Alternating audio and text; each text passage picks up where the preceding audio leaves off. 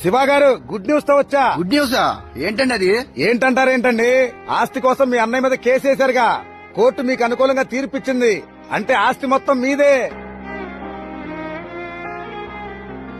అరే అన్నయ్య, నీకు ముందే చెప్పాగా ఆస్తిలో చిల్లి గవ్వ కూడా దక్కనివ్వనని. కోర్టు నాకు అనుకూలంగానే తీర్పిచ్చింది. అవునా? చాలా సంతోషం తమ్ముడు. కంగ్రాచులేషన్స్. కంగ్రాట్స్ లాయర్ గారు. నువ్వు హ్యాపీగా ఉండాలి.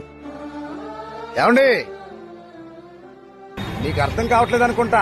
మీరు కేసు ఓడిపోయారు, అయినా ఇంత హ్యాపీగా ఉన్నారేంటి? హ్యాపీగానే ఉంటాను సార్. నేను మా తమ్ముడు గెలుచుకుంది కోర్టులో ఆస్తి మాత్రమే. అంతకు మించిన విలువైనవి నా దగ్గర ఉన్నాయి సార్. అంతకు మించిన విలువైనయా?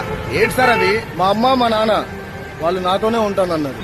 అంతకు మించిన ఆస్తి ఉంది సార్ ఈ ప్రపంచంలో. మీరు మంచిని కొనుక్కోవడం మానేసి మీకోసం డబ్బులు దాస్తున్న వాళ్ళు ఉన్నారు.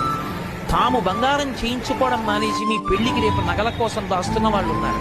అటువంటి అమ్మని నాన్నని మోసం చేయడం, అమ్మా నాన్న చెప్పినట్టు బ్రతకకపోవడం కృతజ్ఞత.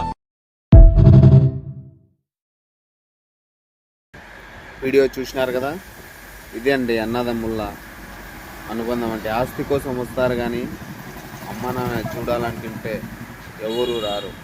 నిజంగా చెప్పండి.